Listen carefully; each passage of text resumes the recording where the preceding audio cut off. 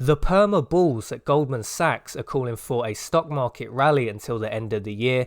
Let's take a closer look exactly what's going on here. It's from Market Watch. Goldman Sachs abandons its bearish near-term view on stocks, says the bottom is in.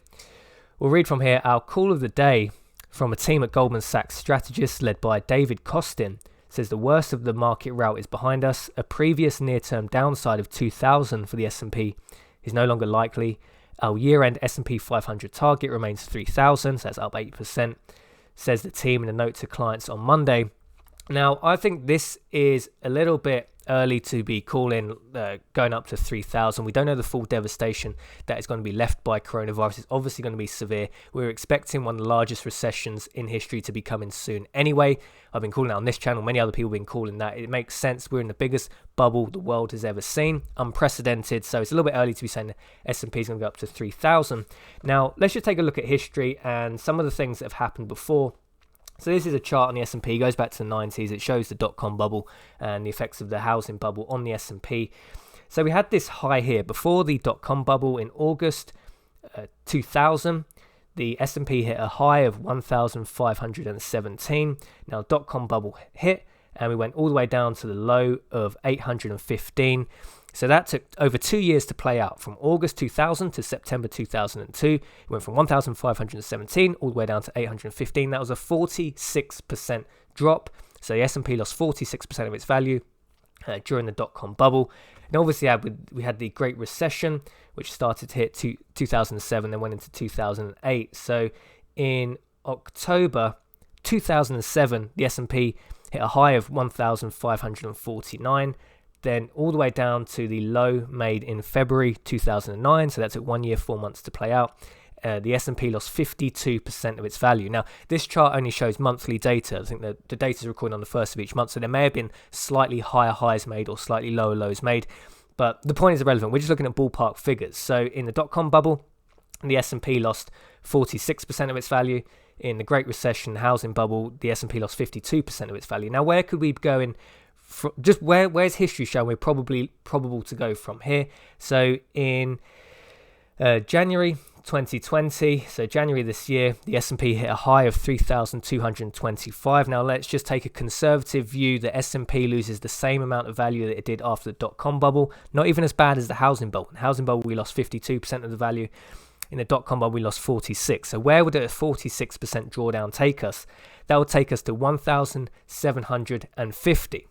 Now, Goldman Sachs are saying, look to 3,000. Now, one of the reasons they're saying about to expect the target of 3,000 is obviously because there's going to be money printing, right? So why? The combination of unprecedented policy support and a flattening viral curve have dramatically reduced the downside risk for the US economy. Now, the viral curve, flattening the viral curve, it's a bit preemptive to say that because we don't know what's going to happen when the unlock is there's quite possibly going to be a second wave, a second spike. So you may be looking at a second lockdown. We don't know. The vaccine's still a long, long way away. So it's very early to be talking about how the unlock, the flatten the viral curve has worked. It's really, really early days to say that. I mean, the most important thing, I guess, Goldman is saying is unprecedented policy. What they're essentially saying is Fed money printing, right? It's going to be cheap liquidity, cheap money, zero interest rates, QE, whatever you want to call it. It's just cheap money going into the stock market. Now, we've never seen a bubble this big, right? We are in the everything bubble. It's classic cars, it's wine, it's whiskey, it's housing, it's bonds, government debt, corporate debt, the stock market. Everything is in a bubble right now. So just saying they're going to dump liquidity into the market, we don't know how this plays out. We've never lived through a bubble this big before. Some of this cheap money is probably going to be invested overseas. Why invest in the US when you can invest in someone like South Korea that's obviously handled COVID-19 much better than, say, policymakers in the UK or the US, or maybe pick one of the countries that isn't doing a particularly overzealous lockdown, like countries like the Netherlands, like Sweden, are potentially going to bounce back quicker because they haven't had the economic damage that the lockdowns had. So why would US dollars automatically just go into the S&P 500? We don't know where the money's going to go. Some of the cheap money may be used to short indices, right? Some of the cheap money may be used to short the S&P 500 because cheap money is cheap money. You can't always guarantee where it's going to go. If it's used to short the stock markets rather than go long, the the lows could be even lower than potential. So, I mean, 1,750 would make sense, maybe without Fed money printing. But even with Fed money printing, I think we're probably going to be closer to the 2,000 mark come the year end rather than 3,000. Will it be 2,000? I don't know. There's obviously very intelligent people at Goldman now. You wonder what they're actually telling their real clients versus just the schmucks that are in this, lower tier. Like, there's the way Goldman works is, they have their clients and they have their real clients, right? That's just the way it works. That's just banking, right? It's a real sort of dodgy, dirty industry. You wonder what they're telling their real investors, but by year end, I think 2,000 the S&P is much more likely than 3,000. Could be lower, could be higher, but probably around the 2,000 mark. I mean, we've seen it's previously taken, over a year to 2 years for these bear markets to play out. So it's at very early days from the January high. But let me know your thoughts and opinions on this. Where do you think the stock market's going? I mean, yes, there's cheap money, but I think 2,000 by year end is much more likely than 3,000. It's just an interesting one. Anyway, so the last story I want to talk about, this is an interesting one from Cass Transportation Index Report. Now, they compile data on US freight, and because if you can determine how much freight's moving around the country, you can get quite a good idea of what the health of the economy. So the Cass Freight Index showed a weak US freight market to end of 2019 and start to 2020. Just as we were seeing signs of coming off the bottom, we get the coronavirus and all the related smacks to an economy that was already struggling to gain traction. So the US economy was weak in late 2019, early 2020, before coronavirus actually hit the US and the West.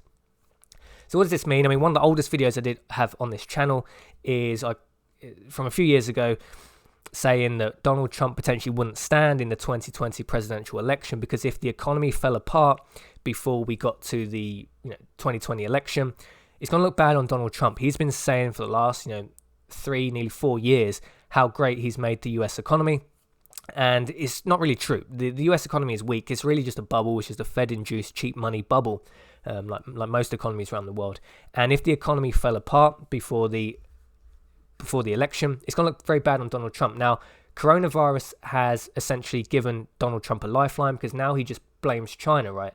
So this is quite a long document. I'll leave the link in the description if you want to read it. But it essentially shows that the US economy was weak late 2019, early 2020. Freight was slowing down. I mean, there's no surprise, right? It's no surprise that America is probably going to tip into recession this year. Anyway, France has been weak, Germany's been weak, Italy's been weak. There's a global slowdown coming anyway. But this is really a lifeline for Donald Trump.